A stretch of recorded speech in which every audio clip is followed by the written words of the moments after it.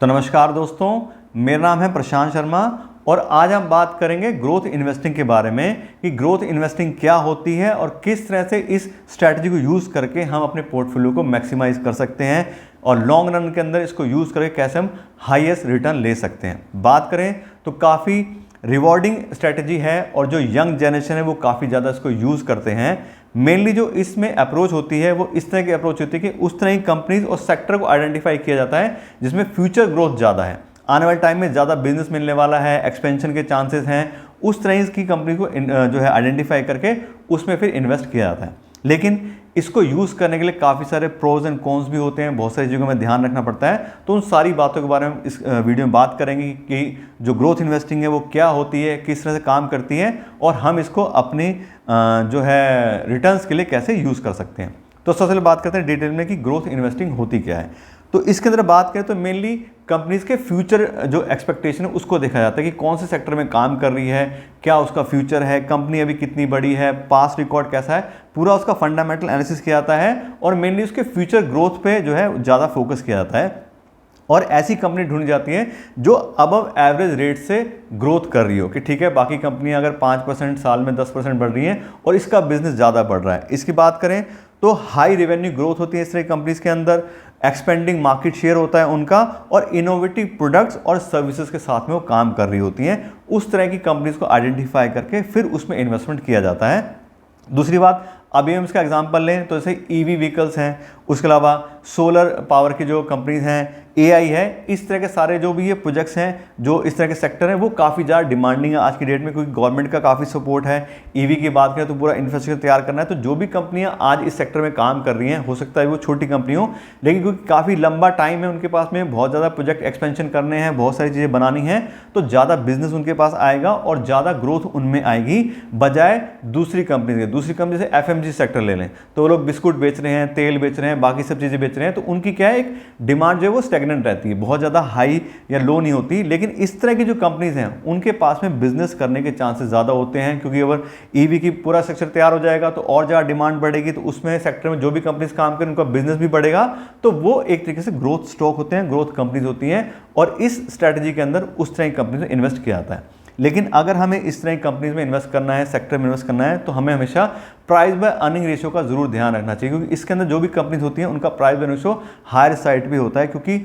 खाली हमें नहीं पता, बाकी और लोग को पता है कि ठीक है कंपनी अच्छी है, अगर उसका स्ट्रॉन्ग प्रोफाइल है और वो अच्छे सेक्टर में काम करे तो ग्रोथ उसमें आनी है। तो ऐसा नहीं है कि किसी भी प्राइस बाय अर्निंग रेशियो पे किसी भी प्राइस में कंपनी को खरीदेंगे, उसका कंपैरिजन जरूर करना है कि उसके जो कॉम्पिटिटर कंपनी है उसके हिसाब से उसका प्राइस कैसा है, उसकी ग्रोथ कैसी है, उसके अलावा सेक्टर की पी/ई क्या चल रही है और इस कंपनी की पी/ई क्या चल रही है। इन सब चीज़ों को अच्छे से ध्यान में रख के फिर हमें उस कंपनी में इन्वेस्ट करना चाहिए। और अब हम बात करते हैं कि ये स्ट्रैटेजी कैसे काम करती है या इसके क्या क्या बेनिफिट हैं। तो सबसे पहला जो मेन बेनिफिट है वो तो वही है पोटेंशियल फॉर हाई रिटर्न्स। अब इसमें क्या है कि ऐसी कंपनी पर फोकस करें जिसके अंदर ग्रोथ जल्दी जल्दी आ रही है, तो जितनी ज़्यादा और जितनी जल्दी ग्रोथ कंपनी के अंदर आएगी उतना ज़्यादा उसका शेयर प्राइस भी बढ़ सकता है। और कई बार इस तरह की कंपनी में शॉर्ट टर्म में ही काफ़ी अच्छा कैपिटल गेन उसके इन्वेस्टर्स को मिल सकता है। कि मान लीजिए कोई छोटी कंपनी है और हमने उसको आइडेंटिफाई कर लिया कि हाँ इसका मैनेजमेंट बढ़िया है, इसके बाकी पैरामीटर सब अच्छे हैं, और उसमें अगर इन्वेस्ट करते हैं तो बहुत जल्दी ही हमारा जो कैपिटल है वो काफ़ी अप्रिशिएट हो सकता है। और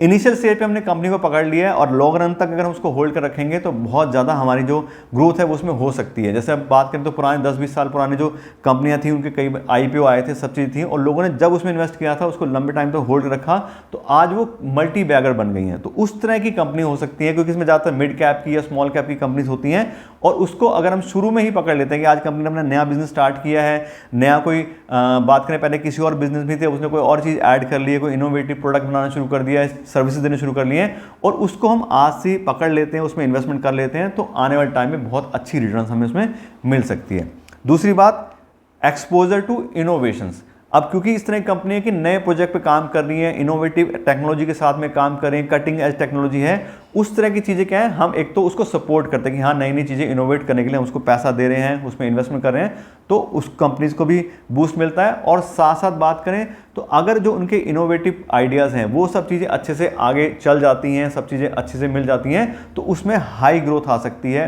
कई कंपनियां ऐसी होती हैं उनको अच्छे बाद में पेटेंट मिल जाते हैं और काफ़ी एक स्ट्रॉन्ग उनका मोट भी क्रिएट हो जाता है। तो उस तरह की चीज़ें भी हम इसमें जो है एक तरीके से ले सकते हैं कि हमने शुरू में ही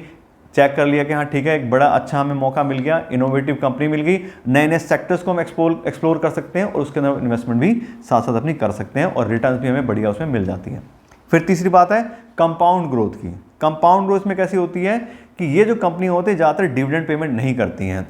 इसमें क्या होता है कि जो भी वो पैसा कमा रहे हैं, जो भी प्रॉफिट आ रहा है, उसको वापस से अपने बिजनेस में री इन्वेस्ट करते हैं और बिजनेस को एक्सपैंड करने की कोशिश करते हैं कि ठीक है, एक तो हो गया कि अपना बिजनेस चल रहा है, कंपनी डिविडेंड दे रही है, तो उसमें बहुत ज़्यादा ग्रोथ नहीं आती है, उसका शेयर प्राइस भी कम हो जाता है डिविडेंड देने के बाद में। तो इस तरह की कंपनी में क्या होता है कि वो बार बार अपना ज़्यादा नेटवर्क बढ़ाने की कोशिश करती है, नए नए प्लांट लगाने की कोशिश करती है, कैपिटल एक्सपेंडिचर ज़्यादा करके मार्केट एक्वायर करने की कोशिश करती हैं। तो एक तो उसकी वैल्यू इंक्रीज हो रही है, साथ साथ अपने पैसा लगा के उसको और ज़्यादा बड़ी कंपनी ने कर लिया, तो उनका प्रॉफिट भी इंक्रीज होता है, बिजनेस भी इंक्रीज होता है और दोनों का फायदा मिल सकता है। लेकिन बार बार इसमें बात कर रहे हैं कि जो भी चीज़ हमें करनी है, अगर हम उसको लॉन्ग टर्म तक होल्ड कर रखेंगे तभी हमें ज़्यादा फायदा होगा। शॉर्ट टर्म के अंदर बात करें तो कुछ भी चीज़ हो सकती है, कभी कंपनी को प्रॉफिट भी हो सकता है और बहुत टाइम ऐसा भी होता है कि ज़्यादा कैपिटल एक्सपेंडिचर हो गया, ज़्यादा खर्चे हो गए, तो शुरू में एक दो बार उनको लॉस भी झेलना पड़ सकता है। फिर चौथा इसका फायदा है डाइवर्सिफिकेशन, कि ठीक है कुछ कंपनियां हमने ऐसी खरीद ली, कुछ स्टॉक्स में ऐसे ले ली जो डिफेंसिव है, जैसे एफएमसीजी की बात हो गई या बड़ी बड़ी आईटी कंपनीज है, उसमें क्या है उनका बिजनेस स्टेबल रहता है,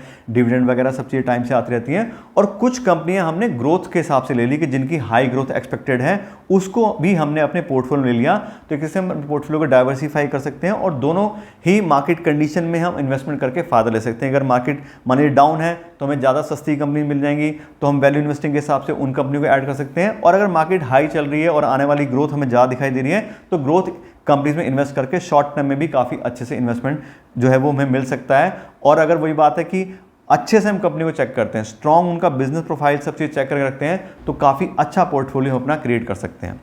फिर अगला फायदा इसका लॉन्ग टर्म वेल्थ बिल्डिंग। जैसे हमने पहले बात की थी कि नई कंपनियां हैं, अभी कम उनके पास में बात करें तो कैपिटल है, उनको पैसे की रिक्वायरमेंट है, सब चीज़ें हैं, लेकिन अगर वो अच्छे बिजनेस प्रोफाइल में है और अच्छा उनका स्ट्रॉन्ग फंडामेंटल है, तो लॉन्ग रन के अंदर उनकी सारी जो इनोवेटिव प्रोडक्ट्स हैं वो सब चल जाती हैं। तो कहीं ना कहीं लॉन्ग टर्म के अंदर हमें बहुत अच्छा फायदा मिल सकता है। शॉर्ट टर्म में बात करेंगे तो वही कहीं ना कहीं उसमें प्राइस का भी फ्लक्चुएशन रहेगा, उसका प्रॉफिट का, लॉस का, वो सब चीज़ें भी थोड़ी बहुत रहेंगी। लेकिन अगर हमने अच्छे से कंपनी के फंडामेंटल चेक करे हैं, सारी चीज़ चेक की हैं, जो उसका फ्यूचर के बारे में बात हो रही है उसको भी हमने चेक किया और कंपैरिजन करा है दूसरी कंपनी के साथ में भी, तो लॉन्ग रन के अंदर हम कंपनीज को अगर होल्ड करेंगे तो इसी तरह की कंपनियाँ होती हैं जो कल को मल्टी बैगर बनती हैं और अपने इन्वेस्टर्स को बहुत ज़्यादा एक्सपोनेंशियल ग्रोथ भी देती हैं। फिर बात करें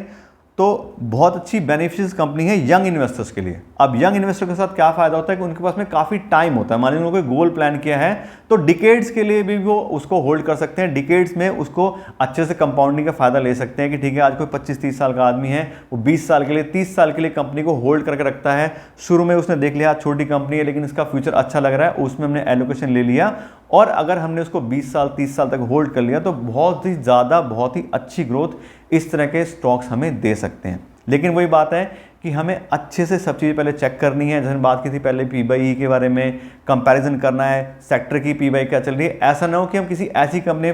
फंस जाएं, वो पता लगा अपने लाइफ टाइम हाई पे चल रही थी, हमने उस कंपनी में इन्वेस्ट कर दिया और बाद में वो कभी उस पर आई नहीं। दूसरी बात कि डाइवर्सिफिकेशन हमने रखना है, एक ही कंपनी में बहुत ज़्यादा पैसा इन्वेस्ट नहीं करना, अलग अलग टाइप की कंपनियां होनी चाहिए, अलग अलग सेक्टर की कंपनी होंगी, तो हमारा पोर्टफोलियो बात करें तो एक डिफेंसिव और एक अच्छा डाइवर्सिफाइड पोर्टफोलियो बन जाएगा। तो अब अगर हम समराइज करें कि ग्रोथ इन्वेस्टिंग क्या होती है और किस तरह से उसमें चीज़ें रहती हैं, तो बात करें एक रिवॉर्डिंग स्ट्रेटेजी है, उसको हम लॉन्ग टर्म के लिए यूज़ कर सकते हैं। और जो उस तरह की कंपनी होती है जो इनोवेटिव टेक्नोलॉजी के साथ काम कर रही हैं, इनोवेटिव सेक्टर्स में काम कर रही हैं और रैपिड ग्रोइंग बिजनेस है, उस तरह की कंपनीज को चूज़ करके उसको अच्छे से चेक करके हम उसमें पैसा इन्वेस्ट कर सकते हैं और लॉन्ग टर्म के अंदर काफ़ी अच्छी बिल्ड जो है वो जो वेल्थ है वो हम बिल्ड कर सकते हैं। लेकिन वही बात है कि शॉर्ट टर्म में इसमें बिल्कुल उतार चढ़ाव आएंगे, कंपनी का शेयर प्राइस भी अप डाउन होगा, कंपनी के जो बात करें तो प्रॉफिट लॉस वगैरह वो भी अप डाउन होंगे। लेकिन अगर हमने अच्छे से फंडामेंटली चेक करके और फ्यूचर पोटेंशियल को थोड़ा चेक करके हमने इन्वेस्ट किया है तो हमें पता होगा कि हमने क्यों किया है, तो हम इन्वेस्टेड रहेंगे,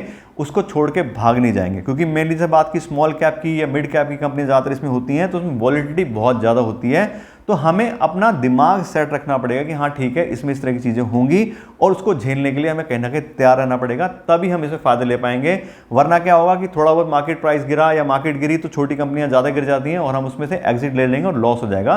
तो इसमें बहुत ज़्यादा हमें एक तरीके से मेंटली स्ट्रांग होकर काम करना पड़ेगा, तभी ये स्ट्रेटजी हमारे लिए काम करेगी।